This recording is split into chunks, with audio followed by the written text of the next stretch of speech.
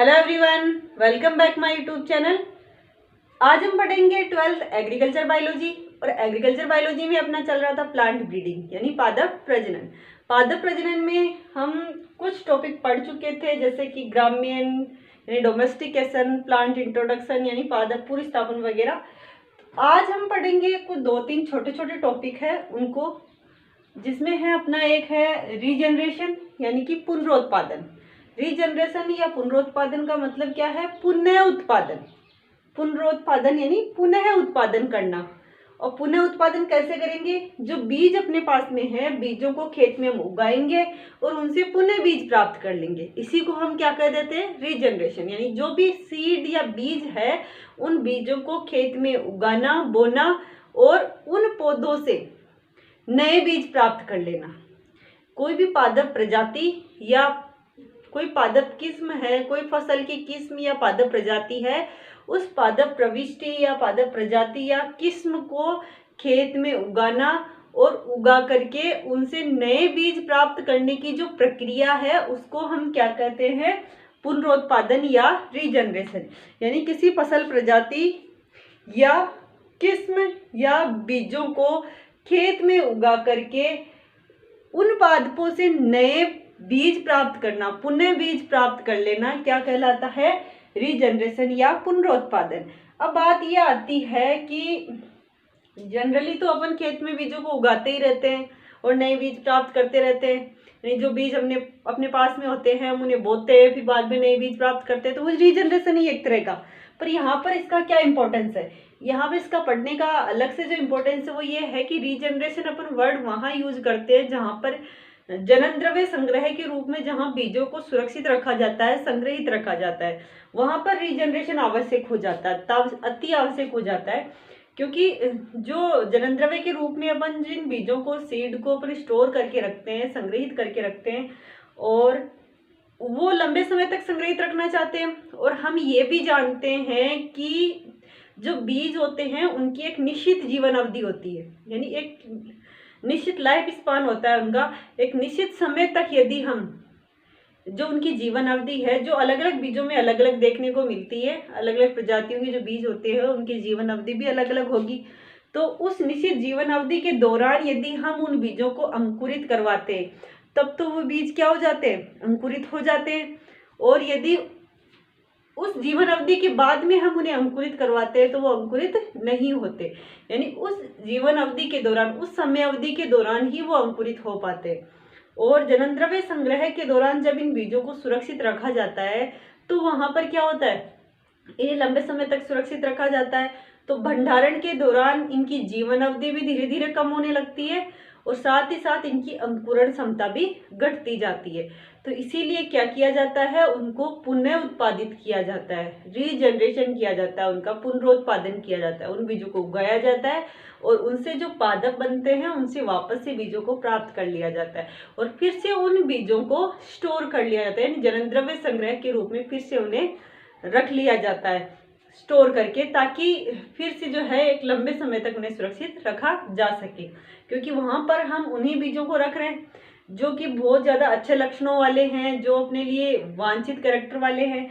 तो उन्हीं बीजों को सुरक्षित रखने के लिए क्या करना पड़ता है? संग्रह करना पड़ता है उन बीजों का। अब जनन द्रव्य संग्रह के रूप में तो हम किसी भी रूप में रख सकते हैं, लेकिन उनका एक जनन द्रव्य संग्रह का एक रूप क्या है? सीड भी है। सीड बैंक में जो बीजों को अपन रखते हैं, अब बीजों को लंबे समय तक हम ऐसे रख नहीं पाते क्योंकि उनकी अंकुरण क्षमता घट जाती है बाद में। तो इसीलिए उन्हें लंबे समय तक सुरक्षित रखने के लिए बार बार क्या करना पड़ता है? एक निश्चित समय के बाद में उन्हें रीजनरेट करना पड़ता है, यानी उन्हें पुनरुत्पादित करना पड़ता है।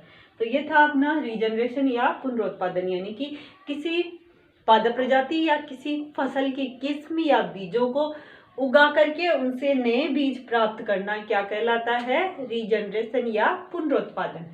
उसके बाद में नेक्स्ट अपना जो टॉपिक है वो है जेनेटिक इरोशन या आनुवंशिक अपर्दन।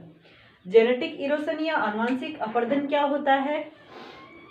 इसकी डेफिनेशन की अगर अपन बात करें तो किसी भी फसल प्रजाति या उसके जो जंगली संबंधी है, किसी भी फसल प्रजाति या उसके जंगली संबंधियों की विविधता में होने वाली कमी को क्या कहते हैं? आनुवंशिक अपर्दन या जेनेटिक इरोशन कहते हैं।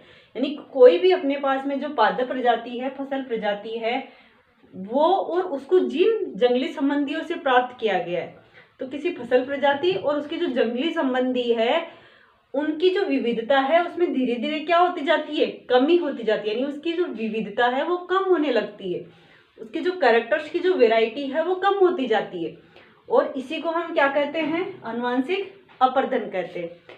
अब बात आती है कि जो आनुवंशिक अपर्दन है वो क्यों हो रहा है, क्या रीजन है कि आनुवंशिक अपर्दन यानी कि फसलों की विविधता में कमी क्यों आ रही है।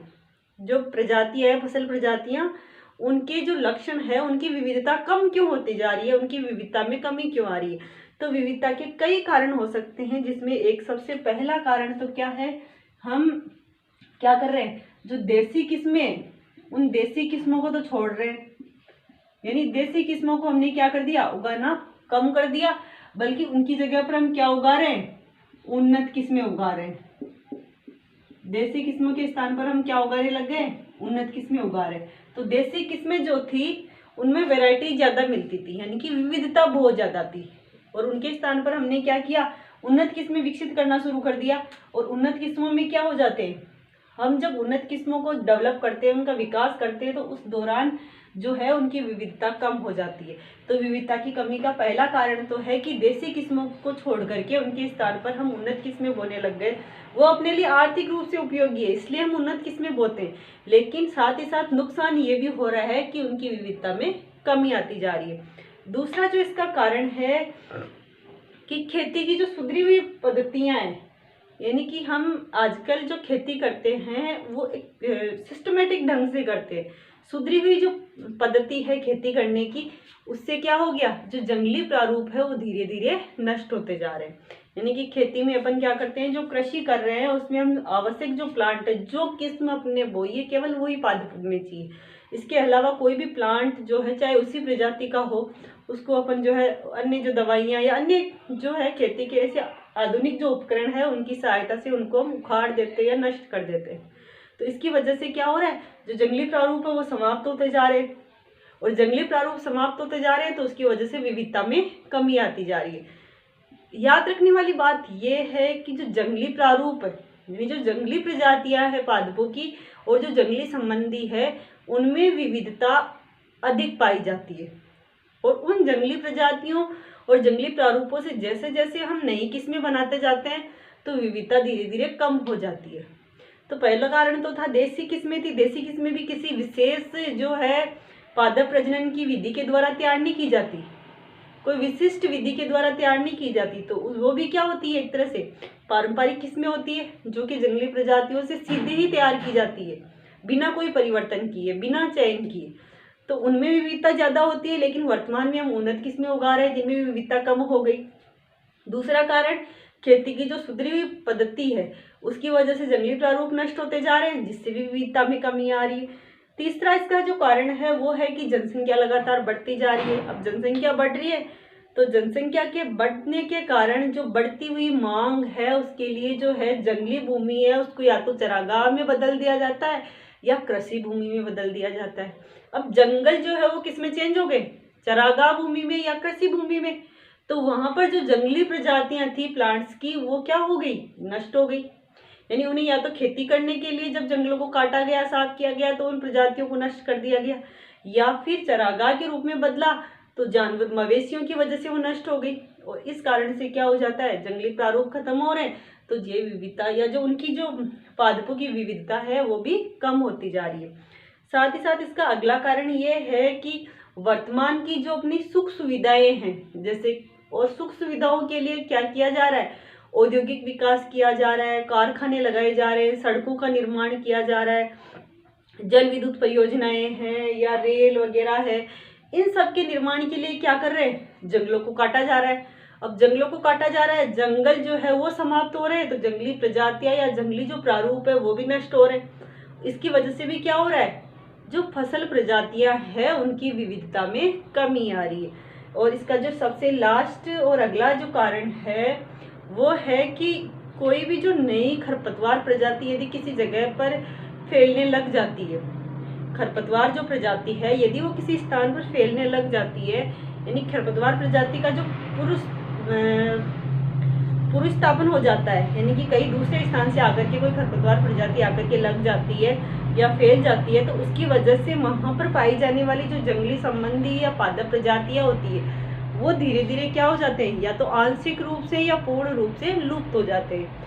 भाई बाहर से कोई खरपतवार किसी भी वजह से आ गई और आकर के वो किसी नए स्थान पर फैल गई, और यदि वो खरपतवार बहुत बड़े पैमाने पर फैल जाती है, यानी उसकी जो प्रवर्धन की क्षमता है वो अधिक होती है, तो ऐसी स्थिति में उस स्थान की जो स्थानीय फसल प्रजातियां थी या जो जंगली संबंधी थे वो क्या हो जाते हैं, या तो आंशिक रूप से यानी कम हो जाते हैं, या तो वो लुप्त हो जाते हैं आंशिक रूप से या पूर्ण रूप से लुप्त हो जाते हैं।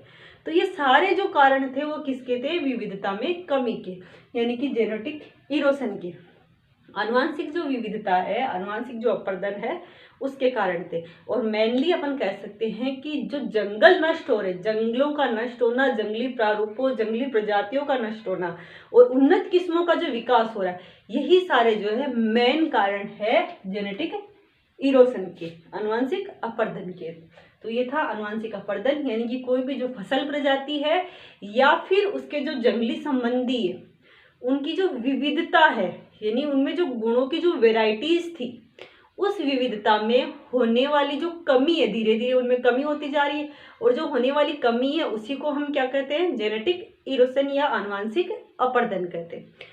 तो ये था आनुवांशिक अपर्दन। उसके बाद में अपना नेक्स्ट जो टॉपिक है वो है सेंटर ऑफ ओरिजिन, यानी उद्गम केंद्र। सेंटर ऑफ ओरिजिन या उद्गम केंद्र, उद्गम यानी जहां से किसी का क्या होता है, उद्भव होता है, उत्पत्ति होती है। उद्गम या उद्भव या उत्पत्ति यानी उत्पन्न होना, जो जहां से सबसे पहले उत्पन्न हुआ हो उसको हम क्या कहते हैं, उद्गम केंद्र। ये तो अपने हिसाब से। अब देखो इसमें क्या है, एक रूसी वैज्ञानिक थे जिनका नाम था वेविलो। रूसी वैज्ञानिक जिनका नाम क्या है, वेविलो। इन्होंने क्या किया कि संसार के विभिन्न स्थानों पर पाई जाने वाली विभिन्न फसल प्रजातियों और उनके जो संबंधी है, जंगली संबंधी, उनका संग्रह किया और बड़े पैमाने पर, व्यापक तौर पर उनका अध्ययन किया। और उन्होंने फिर बाद में ये अध्ययन करके, उनके बारे में जान करके ये सुझाव दिया, ये बताया कि जो फसल प्रजातियां हैं वो, उनकी जो उत्पत्ति है वो जंगली प्रजातियों से हुई है।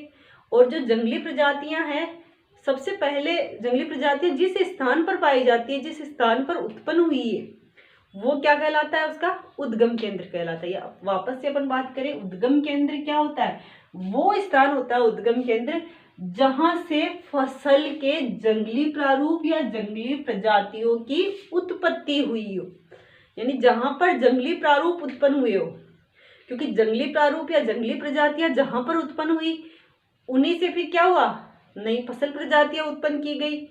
तो जो जंगली प्रारूप या जंगली प्रजातियां जिस स्थान पर उत्पन्न हुई है, वो स्थान वर्तमान की जो फसल प्रजातियां हैं उनका क्या है, उद्गम केंद्र है। मान लो कि वर्तमान में अपन जो है कोई फसल उगा रहे, वो फसल जो हम वर्तमान में उगा रहे, उस फसल के जो जंगली संबंधी या उसका जो जंगली प्रारूप था वो किस जगह पर पाया जा रहा है, वो स्थान ही उस फसल का क्या है, वो स्थान उसका उद्गम केंद्र या सेंटर ऑफ ओरिजिन है।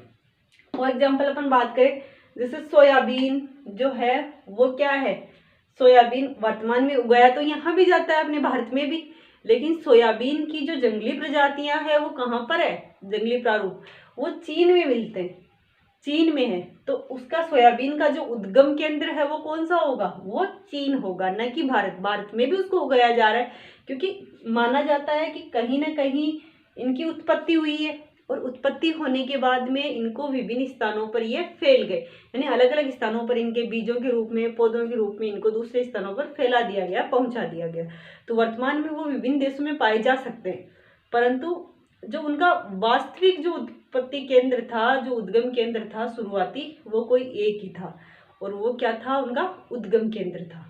यानी वो स्थान जहां पर किसी फसल प्रजाति के जंगली प्रारूप की या जंगली प्रजाति की उत्पत्ति हुई हो, उसको क्या कहते हैं, उद्गम केंद्र कहते हैं। अब जो उद्गम केंद्र है ये दो प्रकार के होते हैं, एक तो होते हैं प्राथमिक उद्गम केंद्र और दूसरे होते हैं द्वितीयक उद्गम केंद्र, यानी कि प्राइमरी सेंटर ऑफ ओरिजिन और सेकेंडरी सेंटर ऑफ ओरिजिन। अब प्राइमरी सेंटर ऑफ ओरिजिन क्या होंगे? प्राइमरी सेंटर ऑफ ओरिजिन उस स्थान को माना जाता है जिस स्थान पर फसल की उत्पत्ति जंगली प्रजाति से होने का विश्वास किया जाता है। प्राइमरी जो सेंटर ऑफ ओरिजिन यानी प्राथमिक उद्गम केंद्र उस जगह को माना जाता है जहां पर ये विश्वास किया जाता है, ये माना जाता है कि इस फसल की जो जंगली प्रजाति है वो यहाँ पर उत्पन्न हुई है। यानी कि किसी भी फसल की जंगली प्रजातियों से उसकी उत्पत्ति होने का विश्वास जिस स्थान से किया जाता है उसको उसका क्या माना जाता है? प्राथमिक उद्गम केंद्र।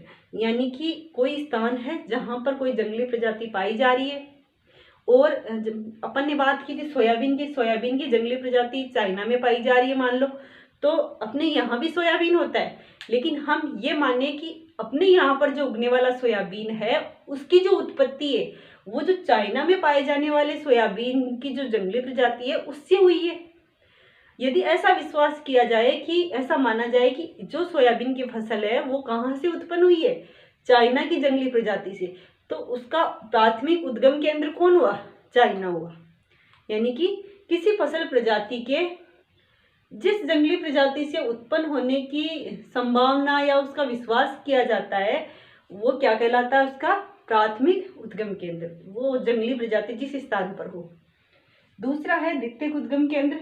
द्वितीयक उद्गम केंद्र उसे माना जाता है जहां पर उस फसल की जो कृषि प्रारूप है यानी खेती करने वाली जो किस्में है, खेती की जाने योग्य जो किस्में है वो बहुत ज्यादा संख्या में पाई जाती है। यानी कृषि प्रारूपों की खेती करने योग्य किस्मों की जहां पर जिस स्थान पर ज्यादा विविधता देखने को मिलती है उस स्थान को द्वितीयक जो है उद्गम केंद्र या सेकेंडरी सेंटर ऑफ ओरिजिन माना जाता है।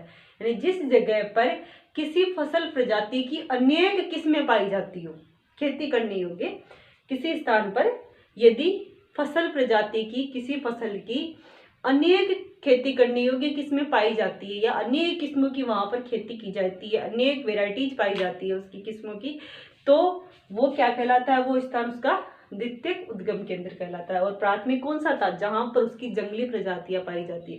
किसी फसल की जंगली प्रजाति जिस स्थान पर होगी वो तो उसका प्राथमिक होगा, और जहां पर जिस स्थान पर किसी फसल की अनेक किस्में कृषि योग्य अनेक प्रारूप या कृषि योग्य अनेक किस्में पाई जाती है उसको हम कहते हैं द्वितीयक उद्गम केंद्र।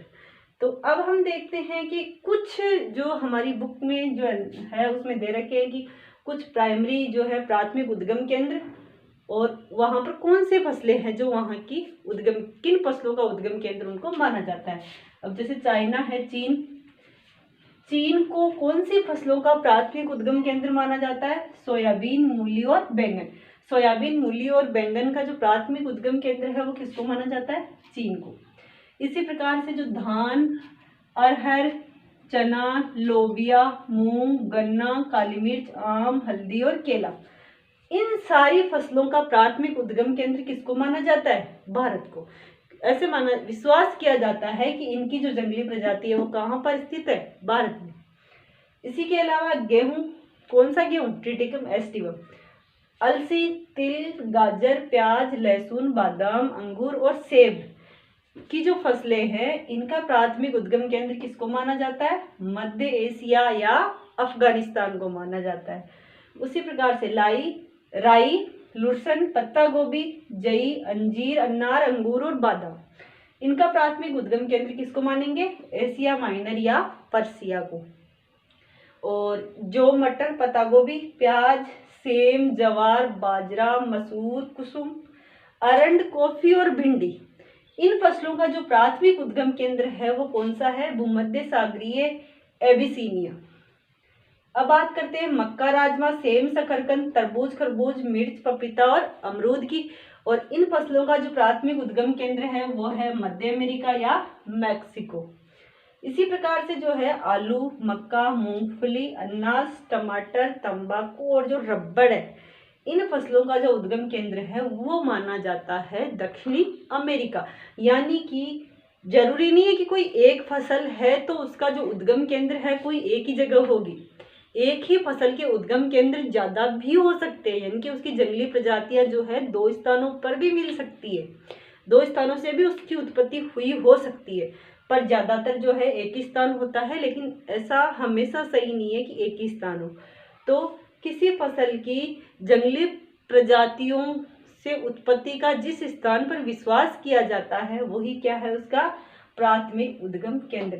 और इन फसलों के उद्गम केंद्र इन स्थानों को माना जाता है। तो ये था अपना सेंटर ऑफ ओरिजिन या उद्गम केंद्र। तो आज के वीडियो में हमने 3 टॉपिक पढ़े, पुनरुत्पादन यानी कि रीजनरेशन, जेनेटिक इरोशन या आनुवांशिक अपरदन, और सेंटर ऑफ ओरिजिन या उद्गम केंद्र। आज की वीडियो में इतना ही। Thank you watching for my video. मिलते हैं नेक्स्ट वीडियो में।